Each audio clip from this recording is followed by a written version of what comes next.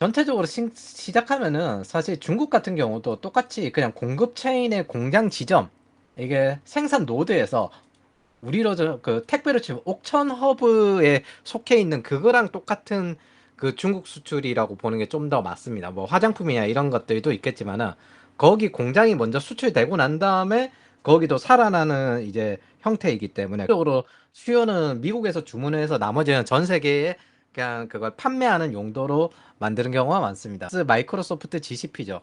그래서 데이터 센터 뭐 삼성전자 하이닉스 데이터 센터 프로젝트 하니까 이렇게 쭉 되는 거죠. 전기차 투자하니까 배터리, 에코프로비엠 뭐 이런 것들 쭉 나오는 거고, 전력 인프라 하니까 변압기 뭐 전선 이제 인프라라. 미국의 전선 인프라가 상당히 좀 오래됐거든요. 우리는 220V 쓰는데 걔들은 아직까지도 110V 쓰잖아요.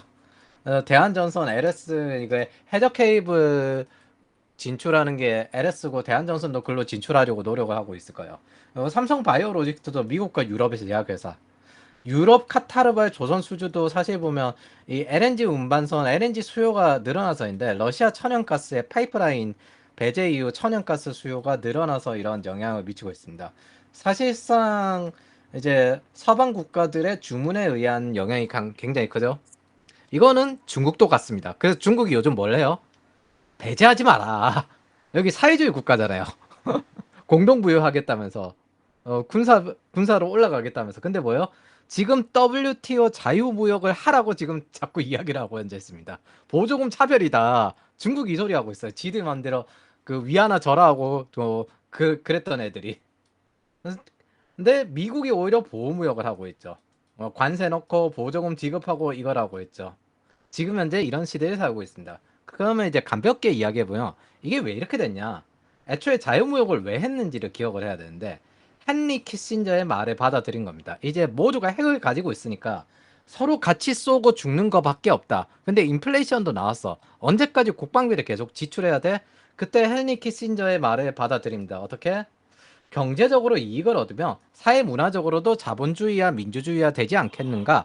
이건 사실 역사가 오래되었어요. 케인즈도 이 말을 했거든요. 자유무역이 세계 평화에 기여를 할 수 있다. 그렇게 해서 인류 역사상 전쟁이 없는 지난 30년 정도를 봐왔던 겁니다. 매우 드문. 예, 정확히는 2016년 이전이죠. 그렇게 30년 정도를 봐왔던 겁니다. 그리고 자, 여러분 질문할게요. 그래 경제적으로 이익을 얻어서 지금 러시아와 중국이 사회 문화적으로 이제 민주주의화가 되었나요? 자유화가 되었나요? 안 됐습니다. 네, 안 안 됐죠. 됐어. 그래서 이제 모든 가정을 다 뒤집어 엎었습니다. 중국을 제일 먼저 중국을 제일 먼저 국제 무대로 끌어들인 게 미국도 있지만 영국이 적극적으로 추진했어요. 근데 지금 영국이 제일 많이 싸우고 있죠. 제일 순진했다고 하면서 스웨덴이 수교를 제일 먼저 맺었습니다. 근데 스웨덴하고 싸우고 있죠. 뭐?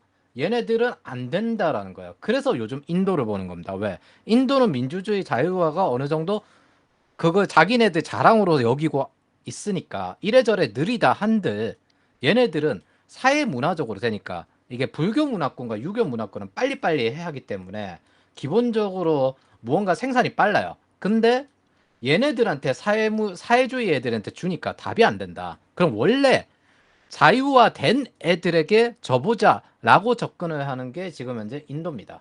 사실상 러시아가 크림반도를 2014년에 병합을 했을 때도 기습 병합을 했을 때도 이때도 더더욱 독일과 헝가리, 오스트리아 가스 비용으로 받고 재침공을 했습니다. 이 재침공 과정에서도 이걸 요즘 진보 진영에서 우크라이나가 뭐 어찌저찌 해가지고 그 소리를 하는데 재침공 과정에서도 정말 장기적으로 군사 준비를 해서 단기간에 점령을 하겠다고 작정을 하고 나왔구나 라고 지금 다 드러났어요. 그 단기간에 점령이 막혀서 지금 재파 전술로 소모전을 가고 있는 상태인 겁니다. 그게 지금 상태예요. 그래서 메르켈이 이런 거 막으려고 2022년에 침공하고 사제 전화했는데 사실 이 사람이 돈을 다 줬죠. 악마라고 불러도 할 말이 없습니다. 그래서 중국 같은 경우도 군사적으로 이제 돌연선 설정하고 이 남중국해 내 거다 이렇게 한 게 2016년인데 2016년에 트럼프 먼저 2017년부터 트럼프거든요. 이미 힐러리가 국방장관이 있대. 애초에 견제를 했습니다. 사드도 그런 연장이기도 하고요. 네. 그래서 얘네들이 이제 돌연선 설정을 진짜 군사적으로 부상을 한다. 그리고 지금은 어떻게 해요? 야씨 사회주의자 애들에게 돈 주면 안 되겠다. 그러면서 이전부터 묵혀왔던 뭐 저기 신장 위구르 지역이라든지 이런 것들 다 띄우고 있잖아요. 원래는 이제 장기적으로 그렇게 될 거라 믿고 갔는데 지금은 아니다. 그래서 그걸 띄우고 있죠. 그 와중에서 데이터 센터 돈의 흐름인데 이게 데이터 센터 투자하는 게 쉽게 말하면 중국을 피해서 전부 투자를 하고 있다. 러시아를 피해서 투자를 하고 있다. 이 정도로 생각을 하시면 됩니다. 원래 실리콘밸리의 멀티가 어디였을까요, 여러분? 질문. 원래 실리콘밸리의 멀티가 어디였을까요? 모르겠습니다. 우리나라인가요? 아니, 원래 실리콘밸리의 멀티가 이제 캐나다하고 이제 유럽에서 지금은 이제 성장률이 있는 곳이 어디죠? 동유럽. 폴란드, 우크라이나 그쪽이 왜 우크라이나 사람을 많이 받으려고 하냐면요. 유럽에서 이 사람들은 일단 기독교 교권이고요. 원래부터 청년들이 외국에 나가서 일을 많이 해요. 그리고 이 사람들이 공통적인 특징이 IT 쪽 사람들이 많습니다. 그래서 많이 받으려고 하는 거예요. 와, 이거 멀쩡한 인력들이 여기서 우리랑 또 친화적인 인력들이 여기 다 올 수 있네? 그래서 동유럽 위주로 실리콘밸리가 투자를 했었는데 지금 현재 어떻게 됐어요? 거기 지금 데이터 센터 지금 어떻게 됩니까? 위험하겠죠? 돈 다 날리겠죠? 여러분? 그래서 지금 일본에다가 많이 투자를 하는 건가요? 정확히는 일본에만 투자하지 않아요. 요거 밑에 있는데 돈의 흐름, 투자의 흐름을 이걸 보고 지금 어디에 흘러간지인데 첫 번째 우리나라부터 할게요. 우리가 이거 처음 시작할 때 2022년대부터 경상수지가 적자였다가 데이터 센터가 본격적으로 터지면서 그러니까 AI가 터지면서 데이터 센터 과잉 많이 투자한다 하고 그리고 반도체 가격이 올라가면서 경상수지가 흑자로 돌아온 상태죠. 이 당시에는 디램 가격이 극단적으로 낮아진 때였습니다. 그래서 삼성과 SK 하이닉스 계속 원가 절감하겠다 한 게 2022년부터예요. 재고만 무려 83조 원이었습니다. 2022년에. 어닝 쇼크라고 떴었고, 근데 SK 하이닉스 그 당시에 뭐라고 했었냐면, 우리가 수조 원 투자한 게 지금 100원도 안 되는 가격에 팔리고 있다는 거나, 뭐 그렇게 하면서, 신소리 했었는데, 뭐 완전 직격탄이었죠. 그래서 더 이상 2023년에 못 내린다 가격. 그래서 바닥 쳤나 이러다가 2023년 11월부터 감소한 효과가 드러나기 시작합니다. 근데 이제 삼성은 SK 하이닉스도 사실 이래저래 하긴 했는데 삼성이랑 SK 하이닉스랑 좀 차이가 SK 하이닉스는 여러 가지 수익률을 좀 많이 잃으면서 지금 현재 가고 있는 상태고요. 삼성 같은 경우는 그냥 지금 상태에 캐파만 늘려놓고 언젠가 폭발할 테니까 캐파만 늘려놓고 공장만 지어놓고 생산 시설만 만들어놓고 나머지는 연구개발비나 상여나 이런 복지까지 다 줄였어요. 예, 그런 상태였는데 거기서 이제 HBM을 못 따라갔다라고 하긴 하는데 그게 장기적으로 좋을지 안 좋을지는 개인적으로는 모르겠습니다. 어쨌든 AI로 인해서 데이터 센터 매출이 확 올랐는데 요때가 2023년 쪽에 본격적으로 드러나고 디램 가격이 오르고 그랬던 시기였습니다. 그리고 지금 2024년 4월 반도체 하락세로 전환하냐 마냐 이렇게 한 기준점이 뭐냐면은 하락세로 전환할 것 같았는데 TSMC의 지진이 나와요. 그래서 생각보다 타격이 크다. 뭐 이런 이야기도 나오는데 아직까지는 지금 보합세 중입니다. 그래서 이후에는 이제 또 어떻게 될지 모르겠는데 적어도 엔비디아를 보면 비즈니스 매출 구조가 3년 사이에 다이나믹하게 바뀌었다는 걸 알 수 있습니다. 데이터 센터 매출 구조가 36%였어요. 근데 지금 얼마예요? 87%입니다. 데이터 센터 매출 구조가. 3년 안에 이렇게 다이나믹하게 바뀌는 경우는 거의 없는데 뭔가 지금 전략적 변곡점을 막죠. 여러분들이 생각하기에도. 이런 걸 전략적 변곡점이라고 합니다.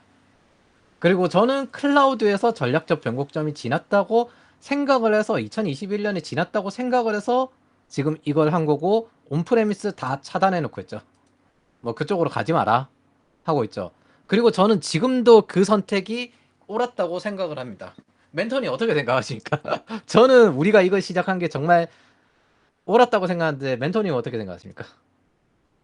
저는 뭐, 그거를 더 세게 말했으니까 뭐, 전 더 중요하다고 생각합니다. 클라우드는. 예. 전략적 변곡점은 지났고 그 연장이라고 생각을 합니다. 사실 지금은 이제 데이터 센터 투자한다고 해도 클라우드 업체 AWS, Azure, GCP 그리고 나머지는 자기네들 자국에 있는 자국산 클라우드 관련된 산업들이거든요. 근데 데이터 센터 AI 시대의 뭐 핵심 인프라 이게 쉽게 말하면 공장이죠, 공장. 소프트웨어 생산 공장인데 이걸 미리 만들어 두고 있는 거예요. 그래서 MS가 제일 적극적으로 투자하고 뭐 AWS 투자하는데 아마존 앞으로 15년 동안 데이터 센터 200조 쏟아붓는다. 구글이 예전에 해저 케이블 깔면서 데이터 센터 100조 코 쏟아붓는다 했거든요. 지금 현재 15년 동안 200조 쏟아붓는다. 이렇게 나오고 있습니다. 뭐 일본은 공격적인 보조금 정책하고 이런데 한 번 만들면 이게 공장이고 이거대로 돌아가니까 각국도 그리고 자국 클라우드를 육성하려고 노력 중입니다. 근데 여기서 보면은 AWS 인천도 뭐 있고 있는데 일본 20조 투자하거든요. AWS. 이탈리아 확장하고 있고 말레이시아 투자하고 있습니다. 이거 뭐예요? MS도 많이 투자합니다. 영국, 독일, 프랑스, 말레이시아, 태국, 일본 이렇게. 왜? AWS는 이미 확장을 많이 해놨으니까. 이건 뭘까요? 구글은 따로 안 찾았습니다. 뭘까요, 여러분? 이거? 독일하고 중국하고 먼 데서 투자하는 거예요. 아니, 러시아랑 중국이랑 먼 데서 투자한 거예요. 이해돼요? 아, 러시아, 이해했습니다. 중국이랑 가까우면 안 되잖아요. 동유럽은 러시아랑 가까워요, 안 가까워요? 가깝죠? 아, 네, 네. 가깝습니다. 네. 러시아랑 중국이랑 가까우면 어떻게 돼요? 아, 전쟁 나면 끊어질 위험하죠? 수도 있는. 네. 네, 데이터도 유출될 수 있고. 두 번째 하나 더 있습니다. 왜 영국, 독일, 일본일까요? 이건 잘 안 알려지는 건데 그 데이터 센터가 어떻게 자기네들 태양광 하고 있다고 이야기를 하고 있긴 하지만은 현실적으로 용량이 점점점 커질수록 자 그럼 여러분 태양광이랑 풍력으로 데이터 센터 전력을 얻는다고 해봅시다. 데이터 센터 언제 많이 써요? 멘토님 데이터 센터 언제 많이 씁니까? 뭔가 뭐 서버 돌릴 때, 뭐 낮에 AI 많이 쓸 때, 씁니까? 밤에 많이 씁니까? 낮에 많이 쓰죠. 밤에 많이 쓰죠. 데이터 그런가? 센터는 밤에 많이 쓰죠. 이게 40대 이하는 대부분 게임이고 근데 이거 회사 있을 때 많이 게임. 쓸까요? 출근해서 네. 많이 쓸까요? 밤에 많이 그쵸. 쓰죠. 밤에 많이 쓰죠. 네, 태양광은 언제예요? 낮이죠. 그쵸. 풍력은 일정하지 않죠. 네. 근데 원전 데이터 센터 말씀하시는 건가요? 전력이 증대되었다고 쳐봐요. 데이터 센터 전력이 증대되면 어떻게 됩니까? 그럼 태양광을 더 까나요? 아, 원전 말고는 감당이 안 된다는 말씀이신 건가요? 맞아요. 그리고 프랑스랑 영국이랑 일본이 원전이 빡빡하죠. 원전이 메인으로 잡고 그 다음에 두 번째 그게 들어가야 됩니다. 그 화력이 사이드로 들어가야 됩니다. 이해돼요? 네, 이해됐습니다. 예. 그래서 원전 빡빡한 데하고 여기에다가 지금 뭐 하려고 하고 있냐면은 핵융합 그 핵융합 그러니까 핵잠수함 있죠. 핵잠수함. 걔네들 원자로 내장돼 있는 거잖아요. 요거 아, 데이터 센터에 내장하려고 해요. 그게 SMR입니다. 소형 원자로. 그 용도예요. 이게 사실 좀 정치적인 이유겠는데 우선 이제 순서대로 설명을 할게요. 워터폴식 프로젝트를 사용할 때 이제 원래 클라우드가 온프레미스보다 더 쌉니다라고 이야기를 했는데 개발자 입장에서는 이게 개발자는 사실 운영을 보진 않으니까 근데 개발자 입장에서는 이게 아니라는 입장이 좀 큽니다. 뭐 워터폴식 앞으로 뭐 할 게 땅땅땅 정해져 있고 그 순서대로 하는 거는 온프레미스 모놀로식이 더 싸다. 요렇게 생각을 해요. 물론 이제 그 운영 인프라나 보안하는 입장에서 이게 무슨 개소리냐라고 하겠지만 개발자 입장에서는 그래요. 근데 저도 뭐 특별하게 틀린 말은 아니라고 생각합니다. 뭐 할지 딱 정해진 상황에서는 IDC 운영하는 게 더 싸요. 그리고 프라이빗 클라우드도 안 쓰는 게 나아요. 뭐 전통적으로 원래 하던 거 있는 사람들은. 근데 마이크로소프트도 더 이상 온프레미스 안 하고 클라우드만 하잖아요. 그래서 뭐 클라우드 전환 형태고 더 이상 온프레미스에 투자가 없을 거다. 개인적으로는 그렇게 생각을 하기 때문에 여러분들이 자꾸 클라우드를 하는 겁니다. 그리고 새로 수익률이 더 높은 시장으로 넘어가야 됩니다. 신기술. 1차 산업보다 2차 산업이, 2차 산업보다 3차 산업이, 3차 산업보다 당연히 4차 산업이 훨씬 수익률이 높으니까. 다음에 새로 나오는 것들도 당연히 그렇게 될 겁니다. 왜? 여러분들이 받는 월급은 일한 데서 나온 게 아니라 투자금이에요. 그렇기 때문에 이익을 더 남길 거라는 기대하에서 맨파워에 투자가 되는 겁니다. 자, 그럼 제로 베이스에서 우리가 뭐가 되는 게 아니라 그냥 상품이나 제품을 무한히 생산해서 시장의 반응을 데이터 기반으로 테스트해보자. 뭘 할지 모르고 규모가 어떻게 될지 모른다. 이렇게 할 때 클라우드가 훨씬 쌉니다. 여기는 땅부터 구해야 되잖아요. 부지부터 구해야 되잖아요. IDC가 구축하려면. 요 차이가 큽니다. 거기에 확장하면서 스피드, 그러니까 사람들끼리의 휴먼, 이걸 보통 이제 그 뭐라고 해야 되나? 레이턴시? 네, 레이턴시로 보는 게 맞아요. 노드끼리 서로 이제 연결이 될 때 사람들끼리의 소통에 대한 휴먼 레이턴시, 그 지연에 관련된 문제도 있고 뭐 절차에 관련된 지연에 대한 문제도 있고, 그런 것들을 해결하기 위해서 우리가 슬랙이라든지 별별별 협업 툴이라든지 이런 것들, 온라인이라든지 소프트 스킬적인 것들 다 해서 최대한 시간 효율을 빡시게 굴리자 라고 하는 게 지금의 클라우드 기반의 데브옵스 문화죠. 에자일. 근데 그 원조는 사실 에자일이었고, 고객 반응에 따라서 즉각 만들자. 그래서 AI 수요라는 건 사실 원래 앱, 웹, 사스 서비스를 요구하던 소프트웨어 수요에서 소프트웨어가 하나 더 나온 거예요. 단지 이번에 나왔던 게 좀 독특한 게 뭐다? 그 원래 사업을 진행하던 사람이 아니라 밸류 애드에서 운영하던 데이터 분석 이렇게 하던 쪽에서 튀어나왔다는 겁니다.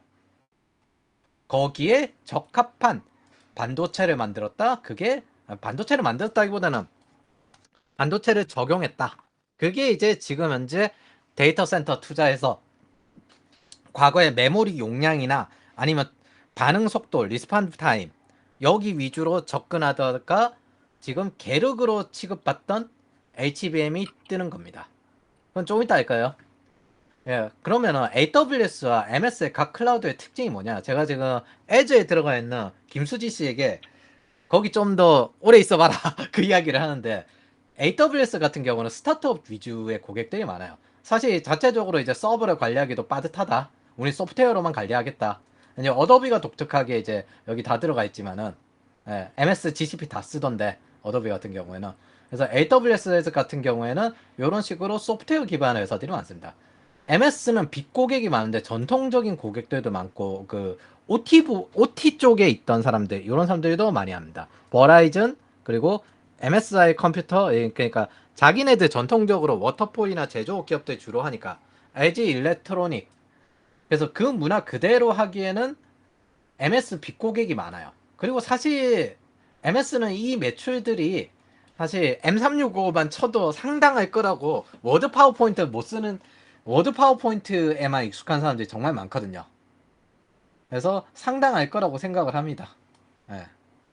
그래서 워터폴이 전환하면서 MS에는 굵직한 공격이 많다. 바꿔 이야기하면 뭐 원탑 올 서비스식이니까 MS는 고액 소비자가 많다라고 생각을 하시면 됩니다. 물론 AWS가 이긴 합니다. 예전에 이 말했거든요. AWS는 그냥 이거 스타트업이 이제 시작하기 딱 좋고 빨리 커야 될 때, MS는 데이터 분석하는 데 좋고, 그 다음에 구글은 머신러닝 하는 데 좋다.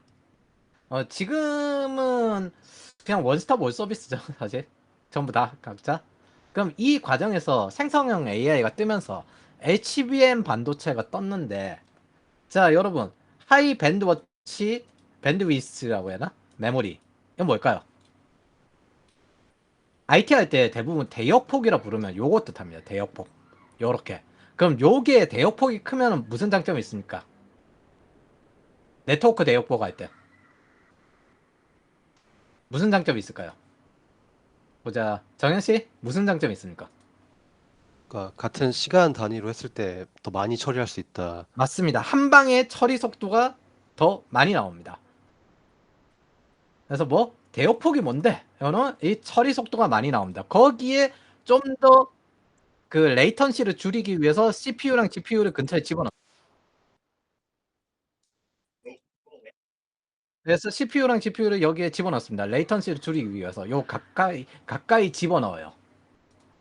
그래서 뭐 잘 생각해 보면 여러분 생성형 AI, 챗GPT 이런 거 써보셨죠? 네, 써왔습니다.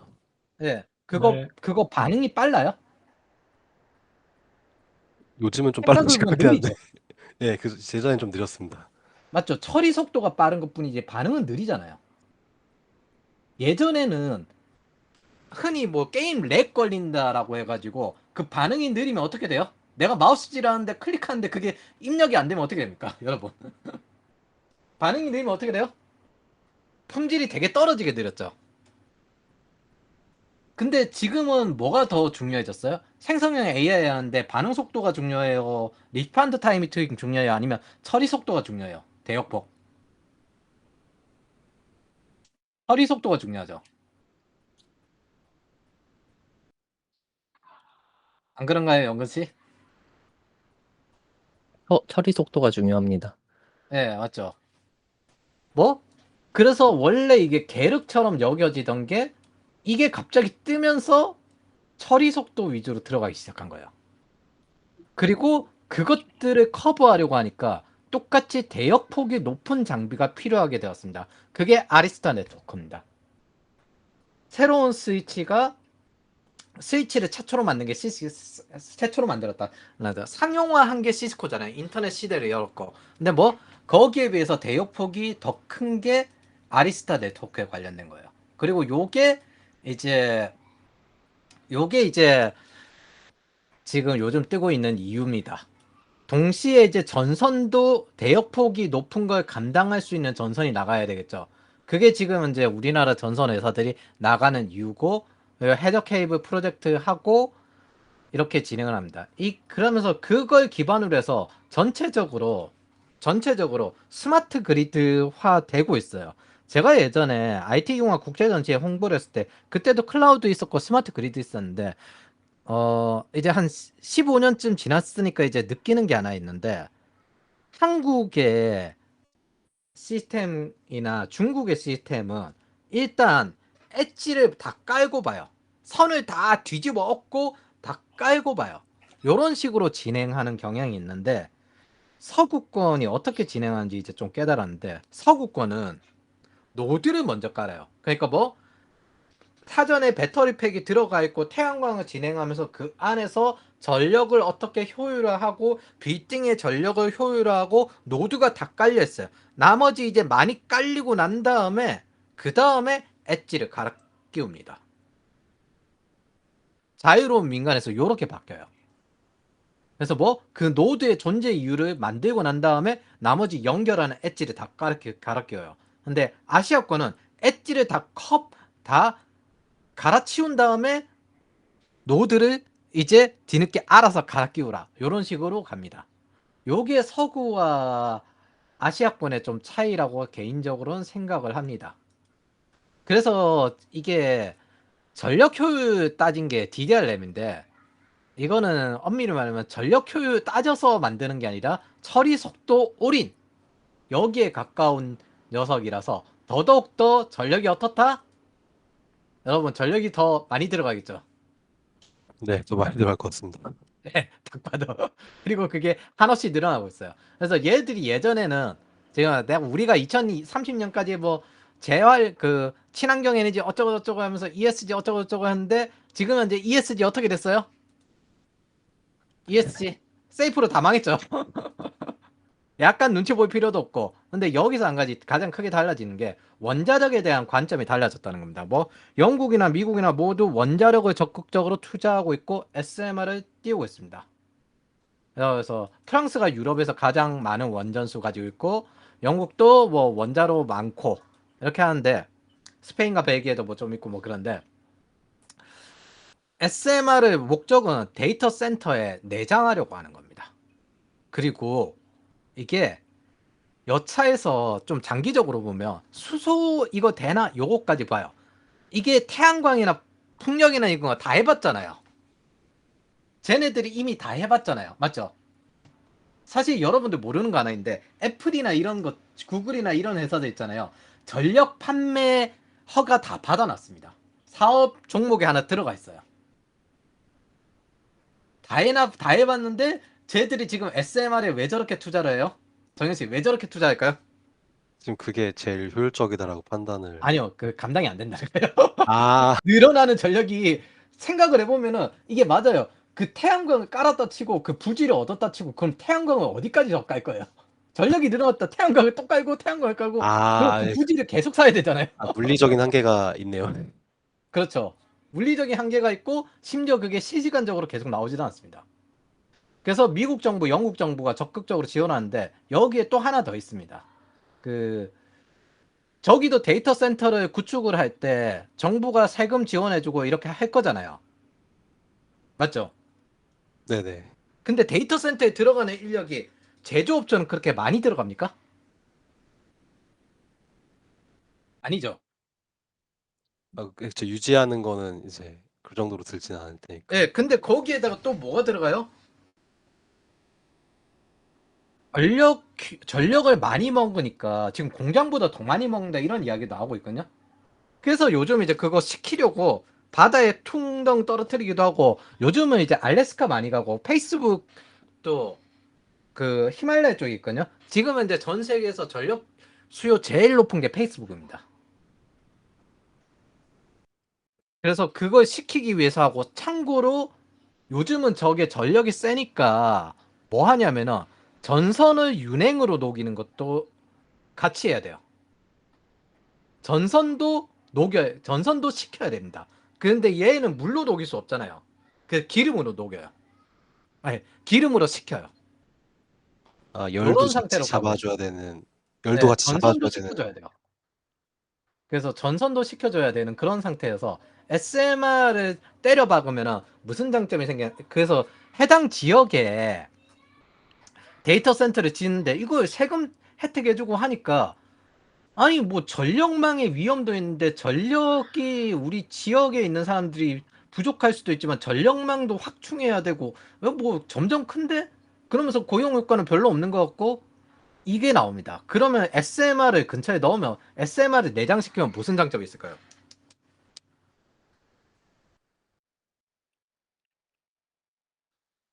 질문. SMR을 내장시키면 무슨 장점이 있을까요?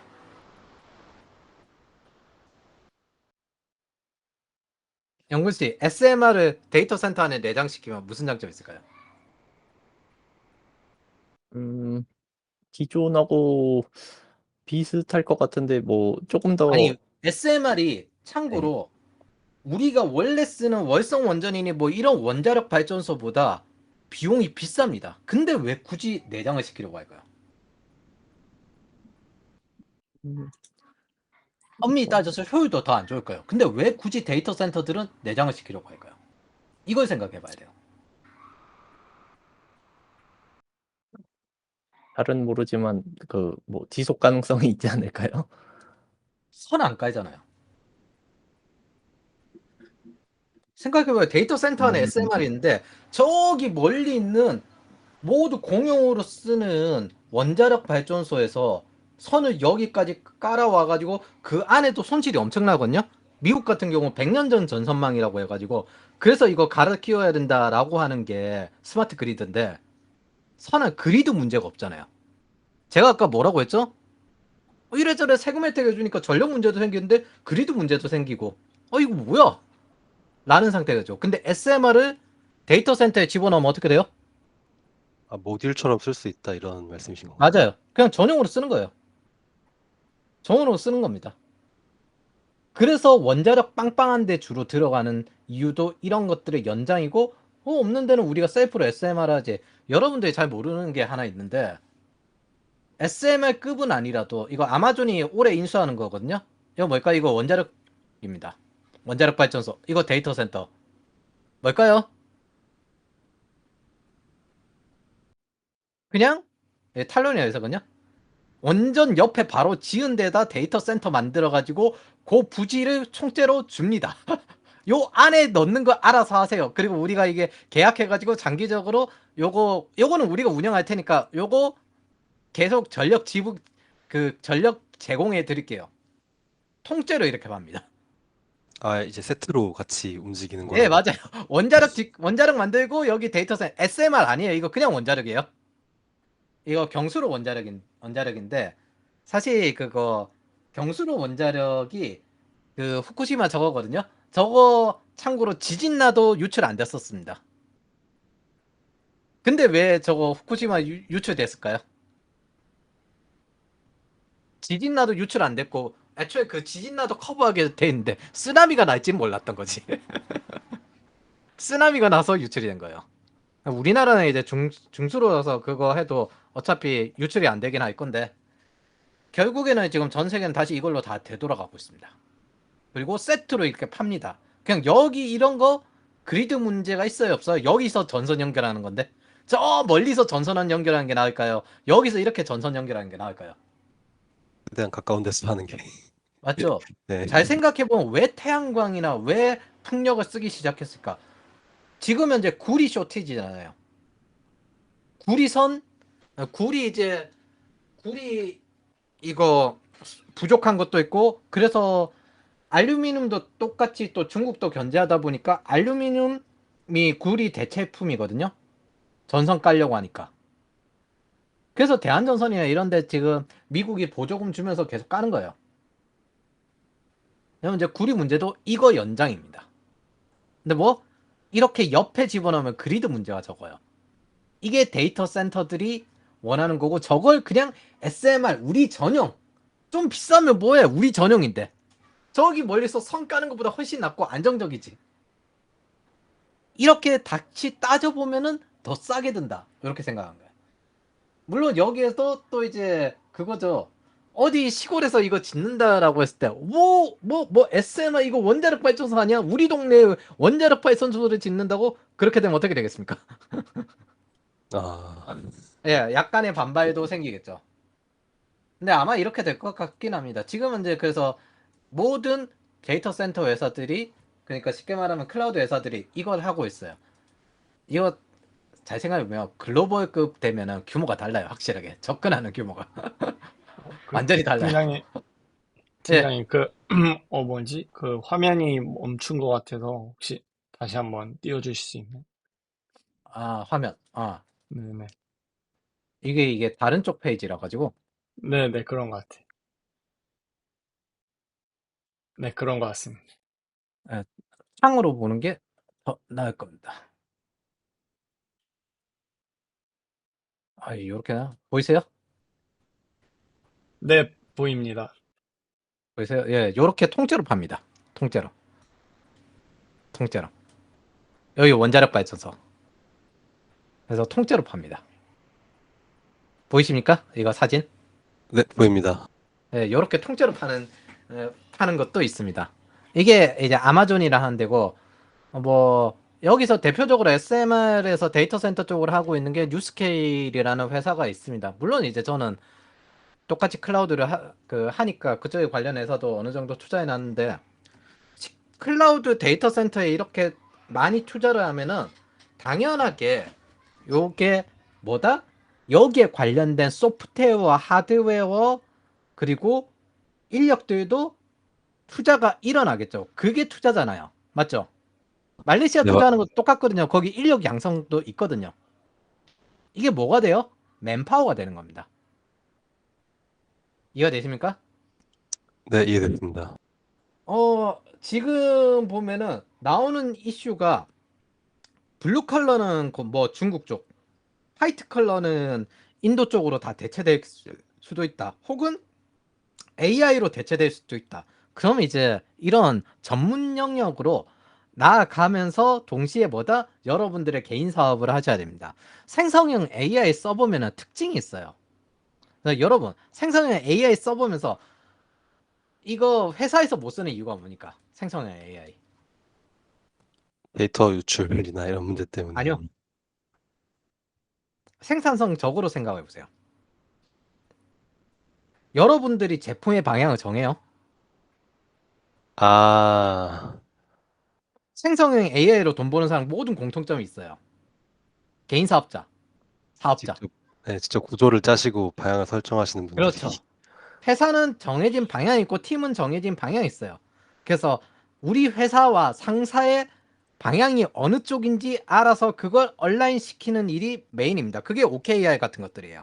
사실 OKR 아니라도 모든 일은 그렇습니다. 근데 거기서 내가 자유롭게 이런 제품 만들어서 회사 이름을 출시한다. 그게 돼요? 안 되겠네요. 안 되죠? 생성형 AI로 돈 버는 사람 모두 뭐예요? 사업하시는 분들입니다. 그렇죠. 정확히 개인 사업자가 좀 더 영향이 크죠. 자기가 프로젝트하고 이런 분들이 훨씬 더 잘하시죠.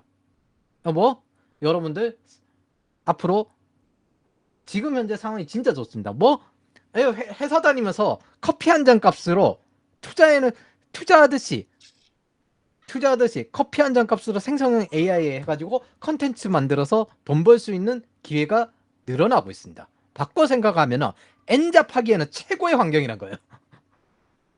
뭐 미국 S&P 500은 내가 이제 여기서 벌리는 돈을 투자를 하고 내가 커피 끊지. 이거 치매도 부르고 뭐 이러는데 치매도 부르고 참고로 커피가 저기 그 낮추는 아데노신이 암을 사멸시키는 역할이 있습니다. 그러니까 암 예방도 되고 커피값 아껴가지고 생성형 AI에 때려박아서 뭐다? 엔잡하는 그런 시대도 왔습니다. 그리고 저는 이걸 뭐다? 직업의 시대가 끝났다고 해서 2021년부터 똑같이 이 클라우드와 진행을 한 거죠. 요런 시대가 올 줄 알았어요, 저는. 이게 지금 현재 전체 시장의 흐름입니다. 정리하자면 이 데이터 센터 투자하는 것보다 전부 중국이랑 러시아 피해서 투자해서 안정적으로 원전 즉 전력 제공받을 수 있는데 투자를 한다. 이게 첫 번째. 그리고 시장도 좀 있어야 되고 두 번째. 생성형 AI 나오고 난 다음에 대역폭 높은 애들이 필요해졌다. 그래서 대역폭 높은 하드웨어 장비들과 그다음에 메모리나 이런 것들이 들어가기 시작했다. 그러다 보니까 전력 수요가 계속 올라갈 것 같은데 전체적으로 전선 관련된 문제에서부터 요것들을 다 뒤집어 엎어야 되었다. 그럼 데이터 센터 쪽은 SMR 쪽으로 시작을 해서 그리드의 부담을 좀 줄이려고 하고 있고 미국 정부나 영국 정부나 프랑스 정부는 원전에 투자하고 이미 탈원전의 기수였던 스웨덴도 아예 이걸 때려치우고 원전을 증설하고 있기 때문에 이거 끝까지 고수하고 있는 거 독일밖에 없어요. 독일이나 이탈리아. 원전을 증설하고 있기 때문에 근데 이탈리아도 지금 현재 AW 투자받고 있거든요. 그래서 이거 증설하고 있는 상태입니다. 그래서 원전에 적극적으로 투자해서 SMR을 내장시켜서 그리드 부담도 없애지만은 그리드도 깔려고 하는 겁니다. 아마 10년쯤 뒤에는 이제 스마트 그리드 관련된 내용들이 일상화가 될 거예요. 그래서 뭐 태양광, 원전 이런 모든 다양한 생산 그 전력 생산 체계를 계속 구축하려고 하고 있습니다. 그리고 여기에 연장으로 뭐 데이터 센터에도 굴이 필요하고 구리 쇼티지가 나오면서 구리가 부족한 게 사실입니다.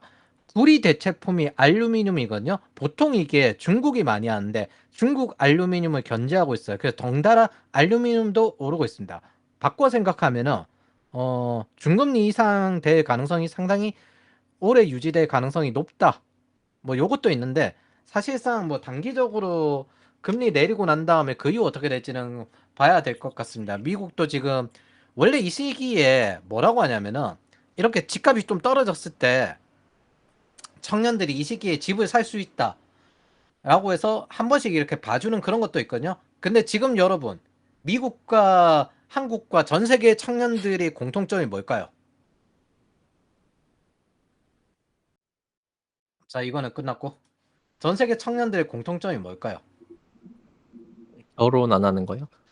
뭐 그것도 있는데 대어란 로어 얼터너티브 미국도 정확히는 캥거루족 많은데 쉽게 말하면은 주거비가 너무 높아졌어요. 부동산 가격 올라가고 화폐 가치가 너무 개똥값이 되었다는 거죠. 전체적인 육하혁명 세대들이 전 세계를 다 잡고 있으니까 정치권에. 그래서 미국도 한국도 그렇지만은 청년이 지금 집을 살 수 있는 돈이 있어요, 없어요? 없습니다. 맞아요, 수요가 없어요. 원래 30대 정도에 샀어야 되는 집을 지금 아무도 못 사고 있어요. 그래서 지금 현재 부동산이 어떻게 될지 모르는데 우리나라 부동산도 엄밀히 따지면은 서울 부동산은 오르긴 하겠지만은 엄밀히 따지면은 이거 한 10년쯤 지나면은 그때부터 집이 더 많을 겁니다. 그러니까 한 20년 지나면은 그래서 꼬리칸을 따로 이제 외국에서 열심히 사람을 모집해서 받아야 되는데 호주처럼 게이트 키핑에서 받지 않는 이상 좀 힘들 수가 있을 겁니다. 왜냐하면 이거 게이트 키핑 안 하고 그냥 막 받다가 지금 마약 합법화되고 범죄와 소굴된 게 지금 나락간 게 저기 캘리포니아와 뉴욕이고 그 다음에 마약 허브가 된 게 지금 남유럽이고 그렇잖아요. 그래서 난민들 막 받겠다 이런 자유주의 경향 이걸 세계 시민주의라고 하는데 요거 안 될 거예요. 호주처럼 게이트 키핑해서 받는데 이걸 멈출 겁니다. 사실 그걸 그대로 받다가 게이트 키핑하고 받다가 난리 나서 지금은 이제 다 탈출하고 있는 게 캐나다잖아요. 그래서 아마 앞으로는 우리가 지금까지 알던 방식과는 세상이 확 바뀌었을 겁니다. 적어도 보호무역주의로 다시 회귀했다는 거는 언제든 전쟁의 위험이 있고 보안 쪽에 근무하는 우리 쪽 입장에서는 결국 국가 간의 어떤 첩보나 안보 문제에 영향을 많이 받게 될 겁니다. 뭐 유럽 쪽이 보통 유럽 쪽 보안이 중동 쪽을 주로 대응하듯이 우리도 애초에 북한을 대응하고 있었고 근데 사실상 잘 생각해 보면은 이미 보안 문제는 테러 문제까지 왔어요. 그리고 여러 가지 보호에서 환경 문제까지 요즘은 이제 시큐리티를 다 치지만은 여기서 테러 문제까지 다 왔습니다. 점점점 전산화될수록. 그래서 그것 때문에도 저는 온프레미스에 추가 투자하기는 대단히 어렵다고 생각합니다. 왜냐하면 온프레미스로 OT망이나 이런 것들을 관리하면 너무 리스크가 커요. 안 그렇습니까, 멘토님? 전력망을 네, 온프레미스로 관리한다고 해보세요. 많이 힘들죠. 진짜 인력도 많이 필요하고. 물론 그 안전하진 않은 대신에 이제 사람을 많이 고용하겠죠. 고용할 수 있겠죠. 그렇죠. 값싼 인력으로 해야 되는데 그걸 받아줄 사람이 있을까가 잘 모르겠네요. 그래서 아마 우리는 이제 외국인을 꼬리칸으로 해서 원래 이게 그게 있어요. 좋게 말하면은 이제 외국인이 우리나라에 그러니까 제3세계 아직 개도국 외국인이 우리나라에 와서 여기서 성공한다는 거는 이 사람들 입장에서 기회를 받아서 여기서 성공하면 1등 시민도 될 수 있지만 자기네들 나라에서 막혀있는 신분제, 계층제 문제에서 여기 보면은 여기는 꼬리칸이지만 자기네 나라에서 있는 것보다 훨씬 좋은 삶을 살거든요. 예. 그런 것들이 있는데 어, 결국엔 교환이죠. 서로 윈윈을 하느냐. 그러면 식민지와 꼬리칸 이걸 새로 어떻게 설정하느냐 문제가 될 겁니다. 그래서 호주가 좋다는 거야. 호주에서 영주권을 받으면은 뭔가 든든한 백을 하나 얻은 것 같은 느낌. 거기는 식량이 173%가 더 많다던가 뭐 여러 가지 좀 이제 풍요로우니까 심지어 소고기도 풀 먹은 소고기라서 목초라서 더 건강해. 그래서 그런 것들이죠. 어찌됐든 우리도 이제 글로벌을 가야 될 때가 왔습니다. 적어도. 그래서 그런 것들을 여러분들에게 지원해주기 위해서 항상 이렇게 연구를 하고 노력하고 있습니다. 자, 가볍게 소감만 듣고 오늘은 여기까지 하도록 하면 되겠습니까, 멘토님? 네, 그렇게 하면 될 것 같습니다. 네, 가볍게 소감만 이야기해 주시죠, 다들. 뭐, 전체적으로 요새 진짜 클라우드랑 전력 AI 요새 싸움이 되게 많다 했는데 그런 걸 좀 한눈에 알 수 있어서 되게 좋았던 것 같고, SMR이 그렇게까지 이제 치열할 줄은 몰랐다 정도여서 전 되게 좋았던 것 같습니다. 앞으로도 저거 효율 클라우드, 안 좋고 아직은 그거 네. 규모의 경제지 구축하는 단계예요. 효율이 안 아, 좋아요. 그, 저게 뭐, 그쵸. 저거 자체가 그냥 데이터 센터 최적화했을 때 이게 적합하다인 거지. 그러니까 HBM이 음, 원래 계륵이었는데 네. 적용하는 것처럼 데이터 센터의 쓰임이 발견했다. 이렇게 보시면 됩니다. 저거 지금 그 음, 자동차 공장 쪽에서도 저거 어떻게 적용할까 이거 고민하고 있어요. 어, 롤스로이스가 저거 투자하고 있거든요. 네. 진짜 그런 것 같아요. 뭔가, 어쨌든 데이터 센터도 클라우드도 어째 보면 뭐 남는 서버를 활용하는 거부터 시작을 했으니까 그런 것처럼 이런 것들도 잘 봐두면 좋지 않을까 그런 생각이 들었습니다. 네, 되게 좋았던 것 같습니다. 자, 정현 씨 어떻습니까? 이거는 유튜브에 공개할 겁니다. 요거 제가 데이터 센터 이거 이야기한 거.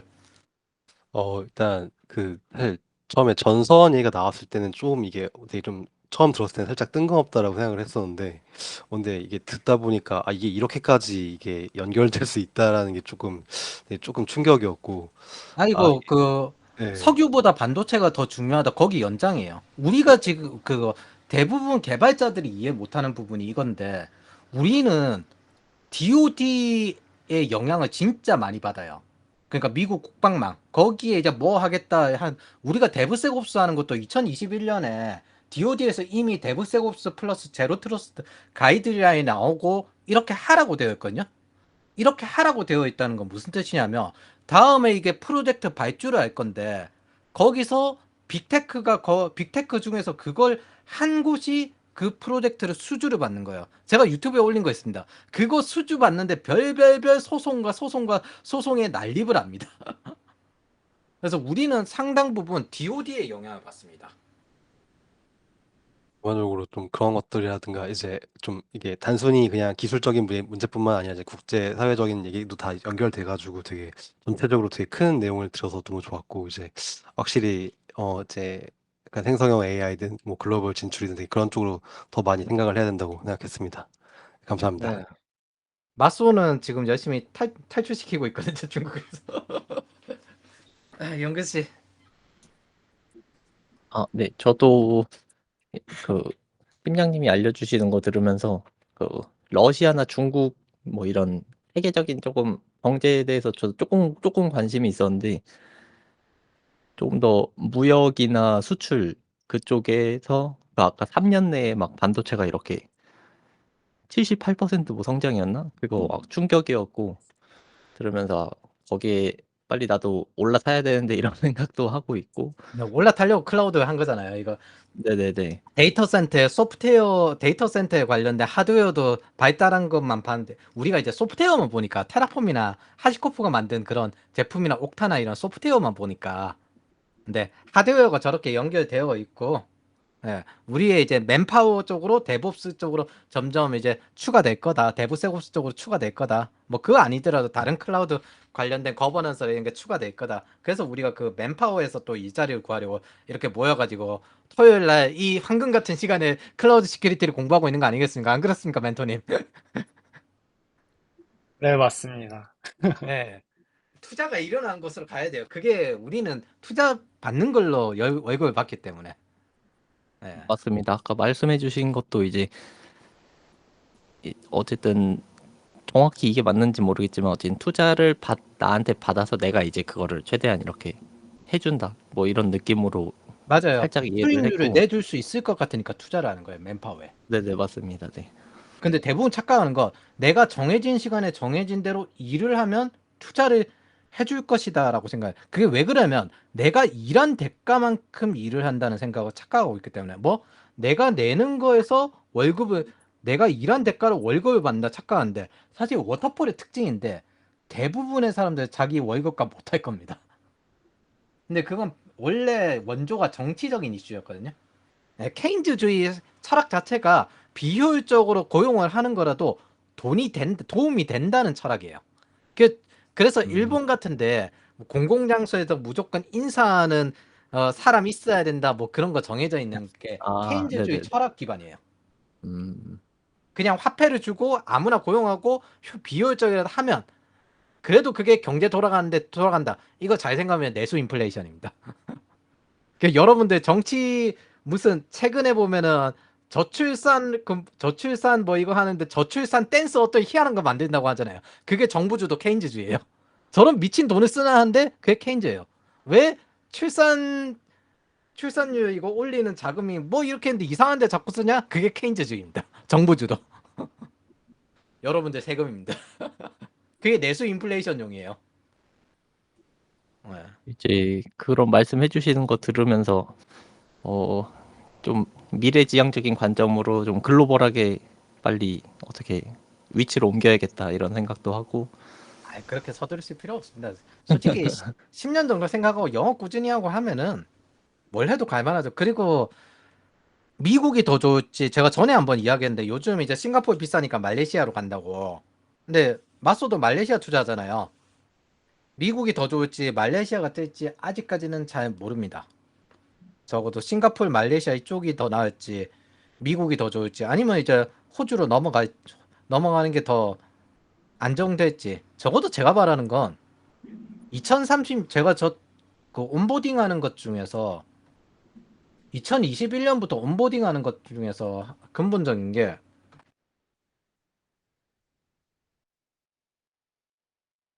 지금도 변동이 없는데 온보딩 하는 거에